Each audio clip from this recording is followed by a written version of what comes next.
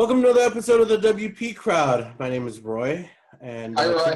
Today we're talking to some mighty fine and smart individuals about forms and how you should profit off of forms, or how you can profit off of forms. As usual, I'm going to start off with introductions, so I'm going to switch it over to Christy. Why don't you go ahead and introduce yourself? I'm going first. Okay, so I'm Christy. Hi, Roy. Hi, Josh. Hi, Matt. And I am the non-Josh Pollock half of Caldera Labs. We make Caldera forms and Caldera Learn. So we know a lot about forms. And yeah, this will be fun. Awesome.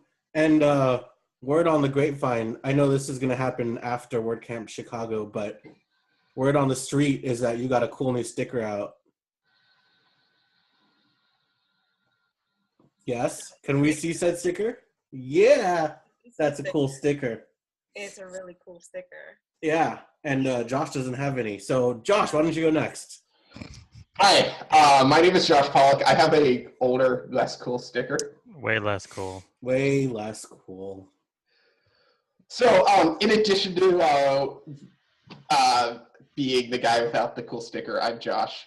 You can find me on Twitter at Josh412. I'm the lead developer of Caldera Forms, a drag and drop responsive form builder whose mascot is a cute cat. That's kind of a wapu. It's also kind of a cat. I'm the Josh Pollock half of Caldera Labs, I guess is what I'm saying. You guys crushed me with that whole you don't have this sticker bit. Well, you have this new mascot, but you don't have the sticker to go along with it. Okay, so hi, I'm Josh. I'm from Caldera Labs, and we have an awesome cat sticker and a really awesome form builder plugin for WordPress called Caldera Forms. Awesome. Much better. Matt, why don't you go next? Hi. What's about your cat sticker? I have no cat stickers. Just, awesome generosity stickers. I'm Matt Cromwell, head of support at WordImpress and GiveWP.com. And I troll Josh professionally as well. Hold on, switch back to me real quick. There you go. Look at this. All right, okay. I do have an awesome Give sticker on my desk. I appreciate that. I have several Caldera stickers that are so 2016 that they're outdated. I also have this. I have this right here. Check it out, Roy. Yeah, your left-handed mug. I see that. I will say that Matt will probably get a cat sticker before Josh does, considering that he has two people that are coworkers of his, right? I have my sources. So, I mean, that's just a plus for effort right there. All right, so today we're talking about forms and how to make awesome forms that actually generate leads. No bias here, but there's many form builders out there in the WordPress realm. You can choose any one of them. And we're going to try to be agnostic here, please. I never agreed to that. I'm here to talk about Ninja Forms. I don't know about you, but I still use Contact Form 7. So I'm just trying to figure out, for someone who's just starting out or someone who has the form on their website, what can they do to improve people actually using said form? Christy, why don't you go first? What kind of tips or tricks do you have for people who have a form and how to improve said form for conversion? Okay, well, here's a quick tip we were just talking about. Have a short form, right? The majority of us, when we look at a form on our website, we kind of look at the whole thing before we actually fill it out, right? It's kind of like when you had a test when you were like 7 and they were like, read all the questions before you answer anything, right? You do that. And if I see a really long form, not gonna answer it. It's going to seem like too much effort. Matt is a really great example of that. Matt does have a really great example of that, which I'm going to link to in the show notes somewhere down below or somewhere. But his contact form is amazing. Matt, why don't you talk to us about the thought process you put into when building out your form? oh, they're slightly making fun of me, but that's okay. I could take it. We love you, Matt. Yes. Because I actually built a Caldera form this week for the first time. I'm just kidding, not the first time. Matt, why are you so mean to me? I do nothing but say nice things about you. Yeah, I know. And that people have different kinds of love languages. All right, get used to mine. Mine is trollage. But mine is just to tell people that Give is an awesome way to build a donation form. I know It you're isn't to make you're fun so of much me. more you're so much more literal and direct. So anyway, so I just on my personal website I am basically my personal website has served as kind of me in WordPress, and my tagline is generally helpful since birth. Like that's always been my tagline, generally helpful since birth.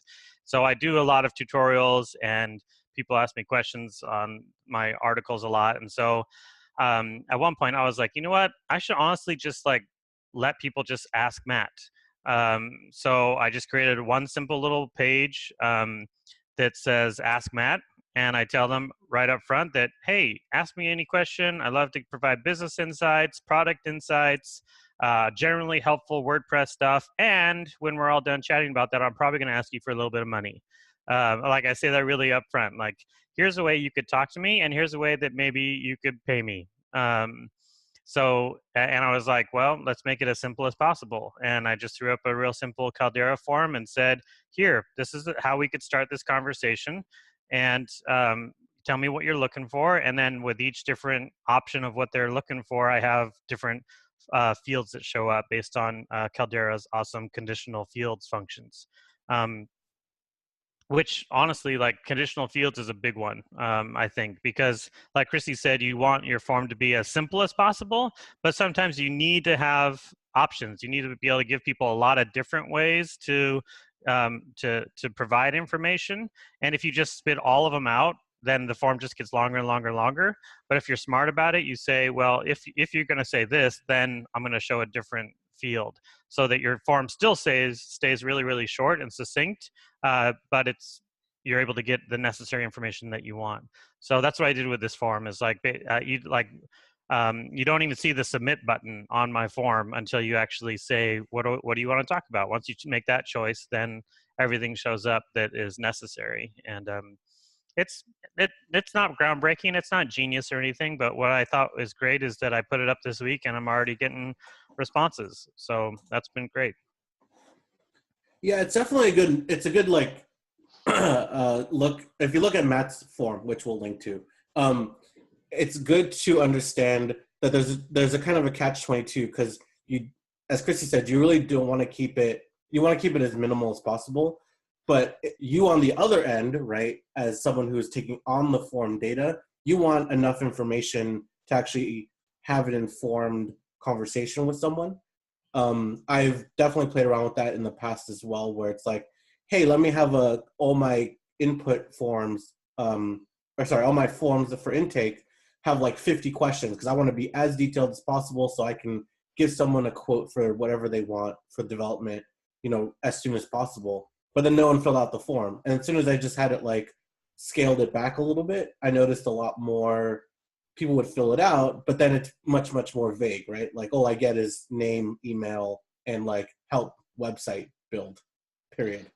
Right. So this was two things that I took away from Matt. One is that I feel like we've been using the acronym AMA wrong, right? It's Ask Matt Anything, it turns out. Right, this is a classic AMA form that Matt's built here. That's going to be excellent when every AMA turns into an email to me. Right, correct. I will disown Gmail forever. Correct, great.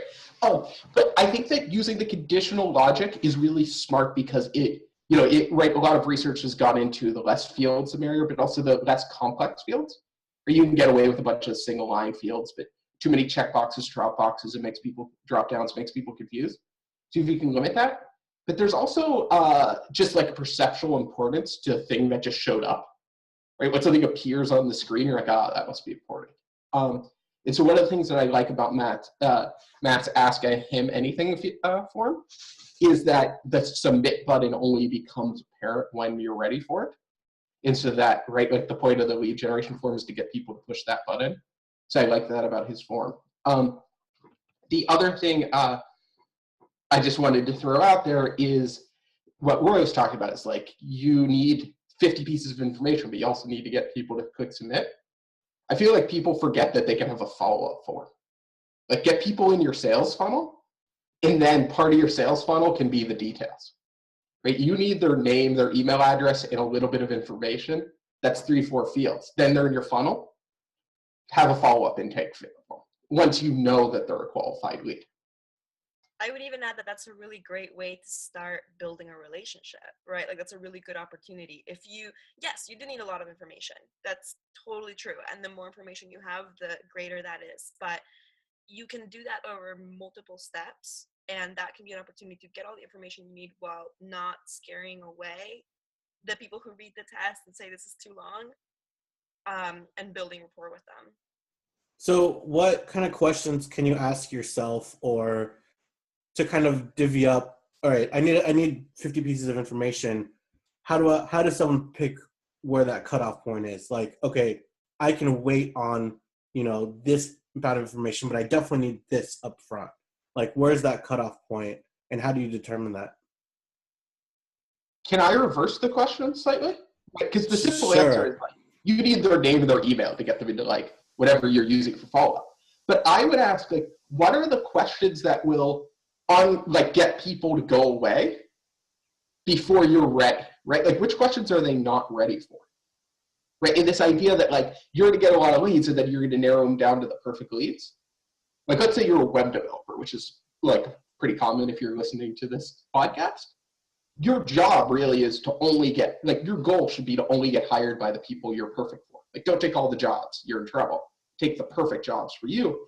And so it's like, you want to wait until you're ready to ask those questions, but you also want to ask those questions, right? Like, do you need maintenance? Do you need hosting? Does your hosting suck? Do you need this thing that I do really well? Do you do this thing I don't do? So I would answer am I ready to have that detailed of a conversation with these people? Like, are they ready to trust me with that information? And also do these questions qualify the lead at the right time? Well, so it's a good example, and as a web developer, I will take your example. And do I ask up front for what someone needs? Like, should I ask them to describe whatever they needed, what they might need from me? Or do I just have them contact me and then have that be the start of the conversation? Like, where do I even start with the very basic, hey, why are you contacting me kind of thing? I mean, personally, that's important for me because I like what Christy said. It's kind of like starting a relationship with a person, a business relationship. It's like you don't come up to a person and say, "Hey, my name is Matt. I want to collaborate with you." That you're getting into my personal space all of a sudden. Or, hey, I'm Matt. How much money do you make, and how much of it would you be willing to spend? Yeah, exactly. Like, hey, tell me your budget, and then we could talk. I mean, you could talk about in terms of we just need to get to first base. Like, let's talk about first base here. This is just name and email and what's going on. Like, this is a handshake relationship right now. That nothing more. And those things, the more that they're willing to invest in the additional information later, that's when you start getting more serious with the relationship. I'll let you take that wherever you want in your mind, but I'm just saying more serious. Bottom line is what information do I need? What is necessary? It's kind of like even like a spring cleaning type mentality. When you go through your closet and you're like, I haven't worn this in 2 years. I definitely don't need this. Or this is information that I have about this person that actually doesn't benefit me in any way. It doesn't help me understand them anymore right now. There's a lot of times, especially honestly with donation forms, that I've seen people just ask the gamut of everything they want to know about their donor right in the very first form. And you're just ruining that relationship. You were definitely the overly attached boyfriend, girlfriend at that moment. That's definitely not the way to start out your relationship. And so I know you have a lot of experience, you, Matt, particularly with Give, the donation form, which not just is a hard form, because it's not just a contact form. It's literally a payment form. So you really want to get as many clicks and submissions as possible. But I also know you have experience with support. So I'm curious how all of what we've just said plays into the role of a support form. Do you still want to limit the amount that you're asking? Do you want to? So that's a really good question, actually, really good question, because my answer really is almost the total opposite. In my support form, I have lots of fields. I do have lots of conditional fields. If you're asking about this plugin, I have different set of questions. One thing I do also is on a couple of plugins, there's a couple known kind of pain points that are easily overcomable if you know what's going on. And so if they choose that plugin, I ask some of these obvious pain points. Is this what's happening with you? If so, I don't even output the submit button. I say, if this is what's happening with you, here's the answer right here. So they can't actually do submit an issue unless that's not what's going on. If they choose something else like, oh no, I've done that, and I still have a support issue, that's when they end up being able to hit submit. But in support specifically, like I train all my team to say our very first response to a ticket is the most important response, and we have to be able to be as detailed as possible and give them as much information as we can in the very first response. And we can't do that if they haven't given us the necessary information in order to understand their question. So even though I put them through the ringer to add a lot of information to the support ticket, I find that it's just crazy beneficial. It really makes the whole relationship start off on the right foot. But you're in a deeper place in your relationship, right? Like our contact forms, like what's your name, what's your email, what's up, give me like it has like 4 fields, right? First name, like name, email, select what type of question, and then like what's your question. Whereas our support form has a ton of things because like Matt says, I don't want to go back at people and be like, hey, actually I need some, like you have a question, but let me ask you 75 questions. Which is often the case with, like, WordPress.org has a terrible support system because they don't ask any vital information up front, and so your initial response is to ask questions of people who are asking you a question. But the support question, those are existing customers. Those are people you have a relationship with. That's not hello. They've already filled out several forms before they even get to the support form. Right. Whereas like a lead generation form, you're just like, give me your name, give me your email. Like we could automate the rest of this. I mean, at the end of the day, some of our customers have already done a general pre-sales form with us. We've had a conversation with them there, and then they actually make a payment, which is another form, basically, whether it's EDD or WooCommerce or whatever. That's another form. It's a payment form. They filled that form out too, and so, and then by the time they get to the support form, that's their 3rd form with us. We're on 3rd base now. This is great. So. Now I just have to make sure we make it all the way and not ruin it. So one thing that I wanted just as a slight pivot in terms of lead generating forms is accessibility, right? We don't talk enough about this, but if you're a brick and mortar business, you're going to make sure that people can get in through your front door, right? They talk about this a lot in business. Like I need to get somebody through the front door. And one of the things in architecture that's important is making sure that everybody can get through the front door, right? Are people with disabilities able to open the door to get to the door, right? Like, do you have an elevator if you're on the 2nd floor? Do you have a ramp if stairs are required? And so I think that's another thing to keep in mind is accessibility in terms of people using assistive devices, people who are using translations systems, right? Is your form available in all the languages that people if you're Canadian, do you have a French version, right? And also, like people with assistive devices, are they going to be able to understand your markup? Is it semantic?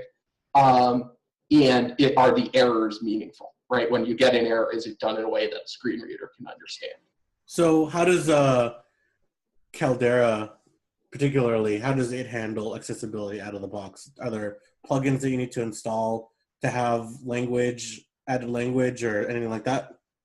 So adding a language is not, that's an add-on that we have for free because not everybody needs that. But we don't have like add-ons for accessibility. This isn't like a insert popular form here where you have to add 4 plugins to like not discriminate with it. Right, but that's like really important, right? Like that we treat those as bugs, right? When somebody's like, oh, like, hey, there's a problem with accessibility here, we treat those as bugs, not features. And that's really important for your business because you want everybody to walk in the door, right? So I know from conversations I've had with actually Kevin Hoffman over at Give and Rachel, who's like accessibility expert, that forms and accessibility aren't actually like the easiest thing to do. So what are some, do you have any like just top tips for like easy things people can just look out for with their forms? Because from the conversations I overheard between Kevin and Rachel, it's really, really complex when you have, especially like hidden fields, right? Like your conditional fields and stuff like that. It can get really tricky. So what are some things that you might want to take in consideration when you really want something to be really, Apex accessible? Well, I think they're good testing tools because, right, like just choosing a plugin that says it's accessible, you've got to test it in terms of your site, right? Like one thing that I'm really personally worried about a lot is color contrast because I'm colorblind. So I can't tell you that the colors in my form builder are going to work in your theme from an accessibility standpoint. And the answer to that is to test. If you brought up Rachel, Rachel has that really cool plugin that adds an accessibility tester in WordPress, and you can like only check it on by role. You should add that to the links. That's a thing that everybody should have on when they're developing their site. Because, for example, you use a plugin that's got really good accessibility, but then, the colors aren't a good enough contrast. Could be an issue specific to your site that you'll find out about, and then you could do a CSS check on. I also recommend trying your form out with a screen reader to see how that goes, right? Just turn on a screen reader, turn off your mouse, and try and fill out your form. If you get annoyed, you're doing it wrong. You should be able to tab through a form, fill it out, get visual, auditory feedback from the screen reader. Mac, I know knows of a good one for PCs, but like Mac OS has a really good screen reader accessibility tool built in, VoiceOver. Try it with that. And then try errors. Errors are the trickiest thing. I just found out, this is a bug fix that we did, that there's a little bit of a problem with the markup on our errors. Somebody opened a bug and I fixed it. It's actually caused by Parsley.js, which is a pretty common front-end tool for validation of forms. But like, I never found this because I didn't check that particular type of error. But this user had that particular type of error. And so she opened up a bug and I reported and I fixed that. So yeah, definitely try it and then try the edge cases. Right? See what happens when you make this mistake and this mistake. And run one of those tester tools. Run the accessibility tool, and then use Rachel's plugin that adds that little cool tester box. Yeah, accessibility is a whole nother conversation, which we can definitely go down. But obviously, if you want to make any type of lead generation form profitable, make it accessible. The last thing I wanted to ask back a while back, I went to a General Assembly course on UX, and like she was the former like UX head of UX for I think Mozilla, and then GitHub. So her whole pitch for forms was making it as cognitive or as least cognitive as possible. Basically, input field like first name and last name, people can fill out very, very quickly without much cognitive thought process, right? But once you start asking hard questions, it gets a little more tricky. You have to start thinking about the answers. So I'm curious what you guys, how that plays out in just general forms, and then maybe even like input form types. Like, do you find that input fields in general are less cognitive than a select box or a checkbox? Because I feel like a radio button, while cognitive, is much less cognitive than an input field, because you've already made the answers for me. You've already basically chosen the answers. All I have to do is find the one that fits what fits me. So what do you guys do in that kind of scenario, and what do you guys think for input field types? I think it's super subjective, but a simple example I always think about is there is a difference between when you ask the same question with a drop down versus radio buttons. I find if you only have like 3 or 4 of them at the most, that radio buttons sometimes are a lot easier for folks because they see all of the options available without having to click anything. So they see the question and the answers are sitting right there, and they could just click once and be done. With a drop down, they have to click it to open everything and then scan everything and then click again to choose it. And It's just a couple more steps. Um, but that, I mean, that's an interesting concept of like being able to answer things without thinking too much about it. That definitely works with easier forms, but as you mentioned, the more complex your requests are, the harder it is to do that.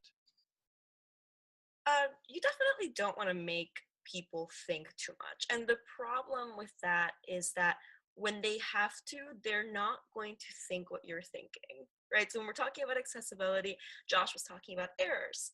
And errors are really hard to make accessible and to make useful. And errors are a result of validation in your form, right? Making sure that if you're asking for email, people aren't putting potatoes.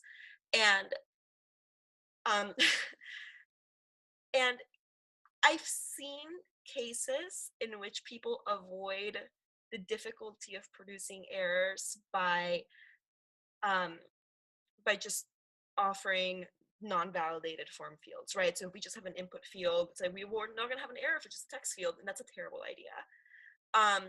And if you can minimize the possibility for somebody to get an error and minimize the possibility for somebody to put, but also validate your form, so you're minimizing the possibility of something going wrong, you're building a great form, right? So actually radio buttons are a really great example. I've seen radio buttons where it's like options number 1 through 4 and then other. Why do you need that? Really, really ask yourself why you're putting that there, because if you have 4 options and there's an other, people aren't going to choose the 4 other options. They're going to get original and they're going to choose other, right? Well, that was gonna be my next question. Like, if you do have a checkbox or a radio button, I would assume you'd want to put an other button, because if I'm putting checkboxes or radio buttons, I'm now selecting answers for the user. Like, we can even go back to Matt's form. Matt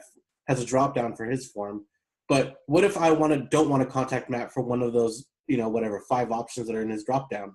Shouldn't there be an other? Like, I mean, we're talking about lead gen here. So if you are giving your person who's filling out, your visitor, 4 options and none of those really match, wouldn't an other really be important to have them keep on moving along the field to hit the submit button?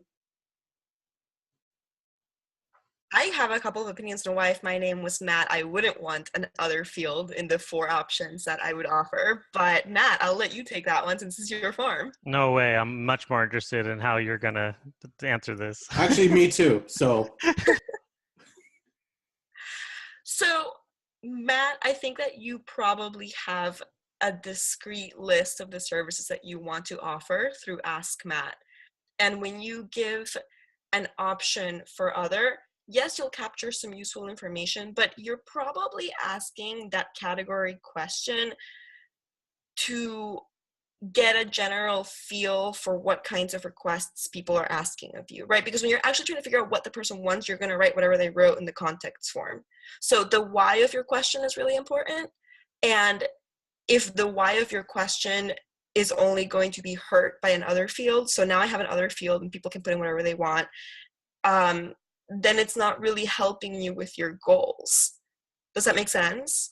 Yeah, for sure. I mean, the other thing is I don't want to answer questions about Drupal. I mean, right. Basically, like I do have some things that I feel like I can speak to with authority and expertise, and Drupal or other random things are not it. So if you say other, let's talk about Drupal, I'm going to be kind of like, so let's just not waste that time, basically. I don't know. I thought about another, and at the end of the day, I was like, for me personally, this isn't like a major revenue stream. It's not a major lead generation thing. It's me just kind of trying to be nice. So I didn't feel like I had to go hardcore on it. But other folks, especially freelancers who are looking for work, they might need another. They might be like, hey, these are the things I'm really good at. But then if you just want to talk about anything, let's talk about anything and see where that leads. Like, maybe that'll work. But if there's an other field, I would then do conditional and be like, if other, well, please clarify in a way that makes sense to me. But those are really good points, Christy. I appreciate that. I mean, I think it just comes down to this idea that when we're building the first forms that we ever build, we tend to put options and say, oh, well, obviously the first two will get chosen. The bottom will be a fringe case. And that's just never the case, right? If you're looking at a form and you're building and you're like, but who would choose this? Someone's going to choose it. So if it's not an option that you want chosen, don't offer it. Okay, last question, lightning question, just because we're out of time. To Christy, or Josh, really Christy, because she's the expert. Do you go with a multi-page form with a step, like, hey, you're on step 1 or you've completed X percentage, like a, what do you call it, like a breadcrumb kind of thing? Or do you do separate forms altogether? Like we already talked about the separate form idea, like having the secondary form come in after they've already filled out the first one. But are there use cases where it's actually better off to have one big form that's multi-paged? And I don't care, anyone can answer. Survey, right? It totally depends on the form, but if we're going with Matt's first base analogy, right, and you have a lead generation form, it's like kind of like your first date, and you definitely have an opportunity to keep building relationships. But if it's just a one go, then a multi-page form with a percentage bar is probably useful. Okay, fair enough. I will accept that answer. All right, so that's all the time we have for today. It's been awesome. I love talking. I don't say I love talking about forms. Forms are a crucial part of the internet, and without them, people would not do business. So literally the 3 people that I have on my show make their money off of forms.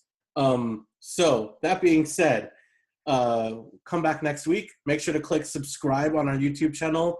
And if you want to learn more about WordPress and development, check out calderalearn.com. It's where Josh and I will teach you about WordPress and stuff because it's awesome. Awesome. So I will see you guys next week. Thank you very much. Bye, Roy. Roy.